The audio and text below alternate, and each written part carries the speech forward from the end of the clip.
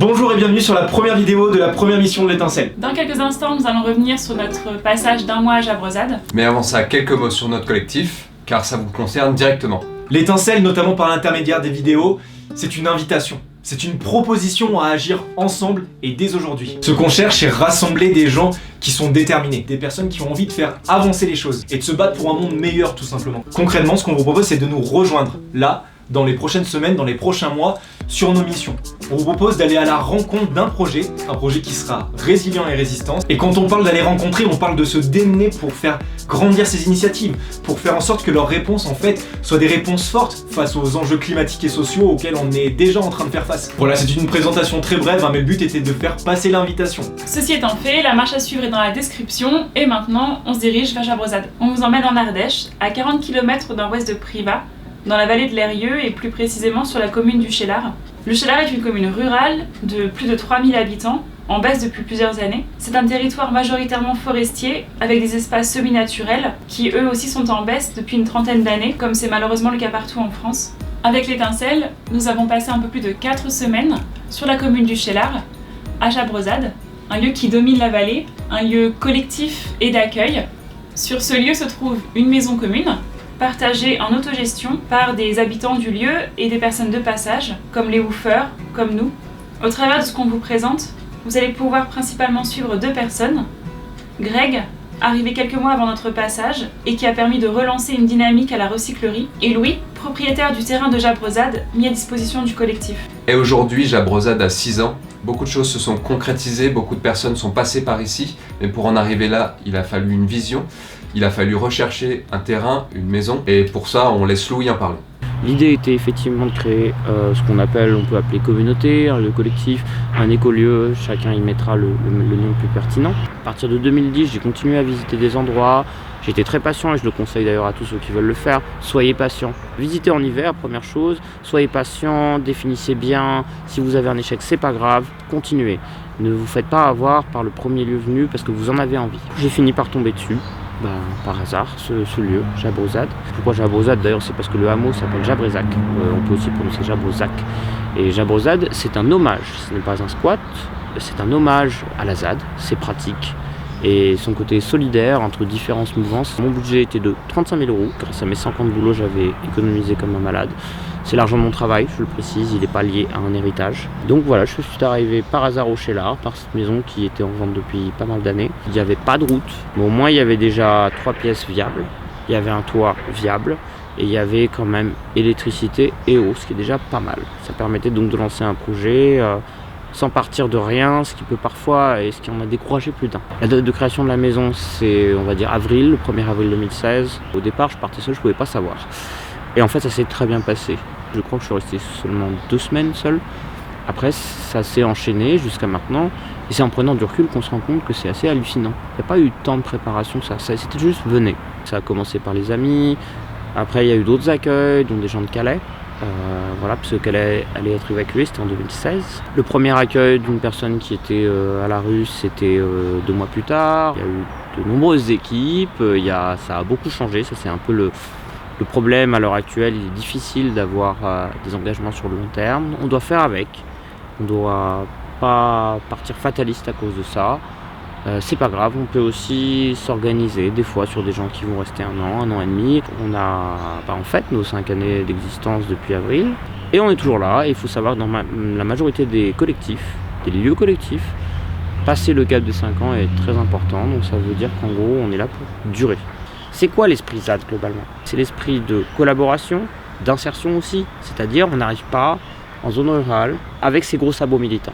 C'est-à-dire on ne va pas essayer d'imposer d'un coup une vision holistique de militants à des gens qui d'ailleurs ne connaissent pas vraiment ces thèses. Première chose, on tente de s'insérer, ça c'est la première chose, c'est-à-dire que c'est pour ça qu'on a créé la recyclerie, c'est le principe fondamental. C'est vrai qu'il y a beaucoup de communautés, et on respecte tout à fait ce choix-là, qui vont choisir de rester plutôt dans l'entre-soi, de peu collaborer avec ce qui est le village, les gens aux alentours, alors que finalement la plupart des gens ne veulent que voir concrètement ce que ça donne en fait.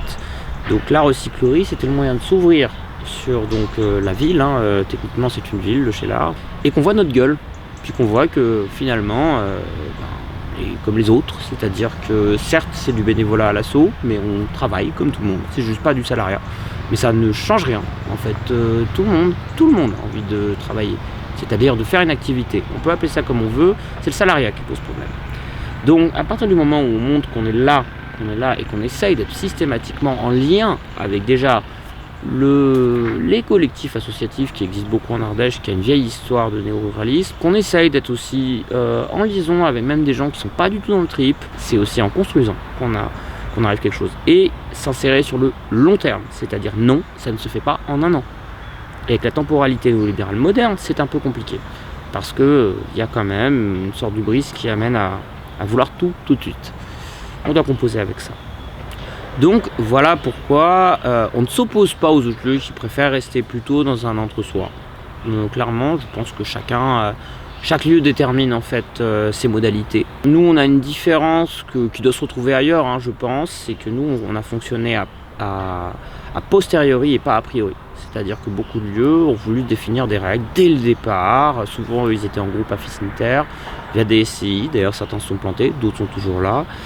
Des règles qu'ils ont dû adapter ensuite, parce qu'en fait on ne sait jamais ce qui va se passer, ça reste l'humain, donc un peu imprévisible. Ici ça a plutôt été a posteriori, ça a été très libre, et ça l'est toujours d'ailleurs, mais simplement on a mis des cadres. Les cadres ont été définis en gros sur les 5 ans d'existence du lieu. Et il faut savoir quand même, je le précise, qu'on mérite presque maintenant l'appellation de ZAD, parce que les structures, ça ceux qui regarderont verront pourquoi et comment, les structures en bois invisibles et finalement de simples pontons en bois sont aujourd'hui menacés.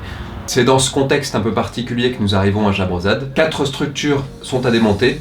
L'une d'elles, c'est un logement. 2 des autres sont à démonter dans un laps de temps très court. On a une semaine, voire moins. Nous déconstruisons, ok, mais nous reconstruisons derrière. De cette manière, on ne s'enferme pas dans l'inertie. On fait naître de la contrainte l'opportunité et le devenir. Pour ce faire, toute une équipe d'une vingtaine de personnes se sont relayées pour faire en sorte que les projets aboutissent. Ça a donné lieu à des scènes très diverses, comme la construction de parquets, du bardage, ou bien le transport d'une grume à bout de bras d'un bout à l'autre du terrain. Et nous, dans les premiers jours, nous avons construit un quai de stockage juste à côté du funiculaire, qui est un espace très important pour le lieu, puisqu'il n'y a pas de route d'accès. Ça permet de monter du matériel et de le stocker donc sur ce quai de stockage, qui aussi a une très belle vue sur la vallée. Retour avec Louis qui va expliquer les raisons qui nous ont poussés à devoir démonter ces structures et quelles en sont les conséquences pour le lieu et le collectif. À travers ce témoignage, ce n'est pas seulement l'expression d'un cas isolé, mais le reflet d'une réalité à laquelle doivent faire face bon nombre d'initiatives, qu'elles soient alternatives ou citoyennes. Donc en 2018, pour mettre le contexte, on a donc 2019. Cabane atelier, yourterie, ponton, qui sont conçus la même année. 2 anciens permanents qui avaient, foutu la merde, j'ai pas d'autre expression, au sein du collectif, ont donc décidé de se venger par plusieurs manières relativement détournées, qui ont été d'envoyer un mail à la mairie et au procureur de la République pour dénoncer nos structures. Qu'est-ce qui s'est passé? Il y a eu des responsabilités aussi de la part des institutions qui ont reçu cette lettre, et ils auraient pu ne pas la prendre en compte. Ils ont choisi de la prendre en compte. Il aurait été compréhensible si jamais un voisin ou une voisine avait décidé de se plaindre, qu'ils le prennent en compte. Mais là, on parlait bien d'une personne accueillie pendant 1 an et demi, à qui nous avons mis à disposition évidemment toutes les infrastructures collectives de Jabrozad. Donc c'est-à-dire vraiment avec qui on a vécu en fait. Nous avons eu d'autres harcèlements administratifs et judiciaires pour des raisons complètement absurdes depuis. Il était donc probable, parce que nous avons toujours assumé d'être un lieu qui est pignon sur rue, qui est visible, on ne cherche pas à se cacher, on n'est pas un groupuscule de gauchistes, on porte des idées communistes, des idéaux, on est clair avec ça, tout le monde sait où on est, tout le monde connaît nos têtes. Qu'est-ce qu'en gros on vous reproche à la maison? Pourquoi on doit le démonter? En gros, il y a eu un changement donc les PLU, et faites attention avec ça si vous créez de nos jours. Alors au début ça partait politiquement d'une bonne idée, c'était d'éviter l'artificialisation des sols. Sauf qu'on se rend compte par la pratique que dès qu'un dirigeant de centre commercial souhaite implanter, en fait il déclasse parce qu'ils ont des moyens et ils ont une puissance financière, juridique. Donc en fait on peut continuer à faire n'importe quoi du moment qu'on est puissant. Donc la zone naturelle partait du principe que voilà, on sanctuarisait des zones, en fait des terrains, dans le but d'éviter l'étalement urbain. vite, mais là on est allé peut-être même trop loin, on ne peut même plus rien construire. C'est-à-dire que même dans le cadre de la loi Duflot de 2016, et beaucoup de gens ont une interprétation erronée, ils pensent qu'on peut construire à moins de 20 mètres carrés avec juste une déclaration préalable ou pas. Non, on ne peut même pas. Pourquoi on ne déclare pas ? C'est parce que c'est arrivé à je ne sais combien de collectifs, on a pris je ne sais combien de conseils, y compris de professionnels du droit. C'est simplement que les dossiers ont 9 chances sur 10, voire 19 chances sur 20 de ne pas être même pas pris en compte et en plus refusé. Si vous êtes refusé, vous ne pouvez plus rien faire. Même pour une simple terrasse comme était la yurterie en bois, hein, je le rappelle, et sans fondation. Après la loi Duflot, il y a eu aussi donc engagement et territoire 2019 et désormais un maire a des pouvoirs administratifs directs. Et donc ce que nous risquons en fait maintenant, avant il fallait porter devant le juge. Beaucoup de mairies choisissaient de ne pas le faire, elles n'avaient pas forcément de moyens, que ce soit normatif ou juridique, et il y avait toujours une tolérance. Et la tolérance, le problème c'est ça, c'est qu'une tolérance, et elle s'effondre avec une nouvelle municipalité. Il suffit qu'ils vous aiment pas, il suffit aussi qu'ils aient d'autres priorités, etc. etc. Donc avec cette loi, on peut maintenant mettre une amende administrative de 1 500 € pendant 30 jours à notre asso, à moi aussi en tant que dirigeant de l'association et également en tant que propriétaire. C'est évidemment la mort discrète, c'est-à-dire que 1 500 € par jour, je crois que personne ici et dans la majeure partie du territoire français n'a les moyens de les assumer. Ah, si vous êtes oligarque russe, ça va. Vous pouvez construire votre chalet sans déclaration avec des tunnels sous les voiries publiques, vous payerez, il n'y a pas de souci. C'est ce qui nous amène à avoir déjà démonté 2 de nos structures sur 4 et pourtant avoir bataillé et avoir surtout présenté un dossier de régularisation. Il faut savoir que ça demande des compétences qui sont très dures à trouver en cas de bénévole. Mais en fait, notre projet, malgré tout avait été fait, tout avait été demandé, ça a pris des centaines d'heures de travail, eh bien, il n'a même pas été vu. En fait, il y a eu une réunion, il a été dédaigneusement repoussé.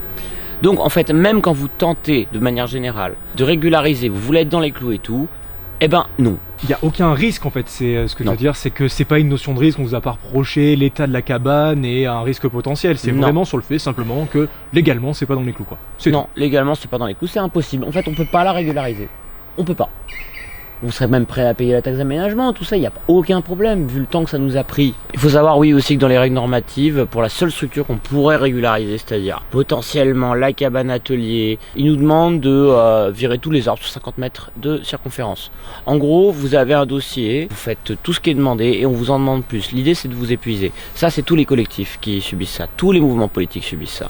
Le harcèlement judiciaire, il impacte tout le monde. Administratif et normatif. Le but est vraiment de décourager. On manque de puissance légale et financière et de temps. Parce que oui, on pourrait attaquer le classement, on pourrait attaquer... D'ailleurs, est-ce que c'était notre volonté ? Non. Nous, on souhaitait discuter.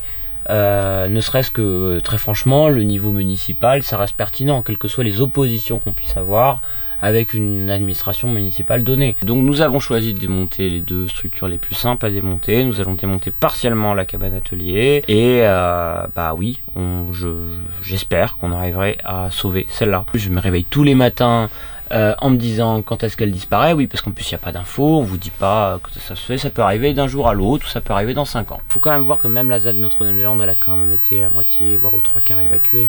Et pourtant ils sont largement plus puissants qu'un Jabrezade, ils sont 50 000 fois plus puissants que Jabrezade, une énorme force militante, un terroir qui est accueillant, ils ont même des gens dans les villes, ils ont fait des réunions de soutien partout, et même eux ils se sont fait baiser. Il ne faut pas qu'il y ait d'alternative.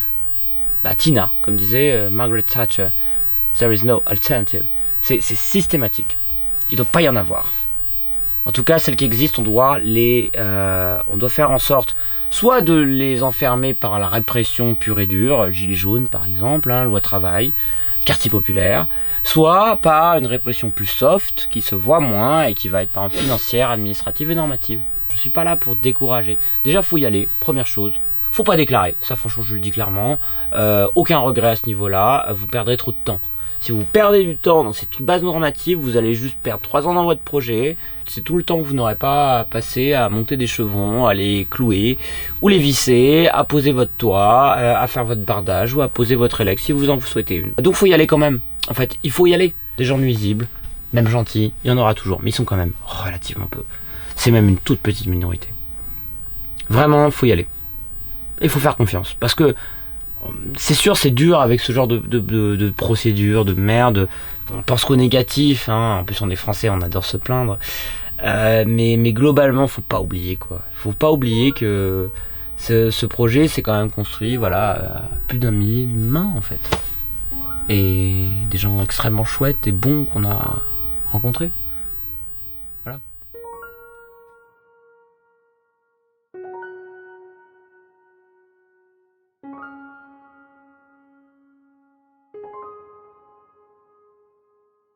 Merci d'avoir regardé cette vidéo. Dans la seconde partie, on va aller à la découverte de cette fameuse recyclerie qui est la porte ouverte de la communauté sur la commune et sur les environs, sur l'Ardèche, sur le monde. Et nous reviendrons dans un second temps avec les woofers. On a souhaité leur organiser un café pour comprendre leur motivation et leurs aspirations. N'hésitez pas à partager cette vidéo pour faire connaître notre initiative et celle de Jabrezade. Alors rendez-vous à Jabrezade et à la prochaine.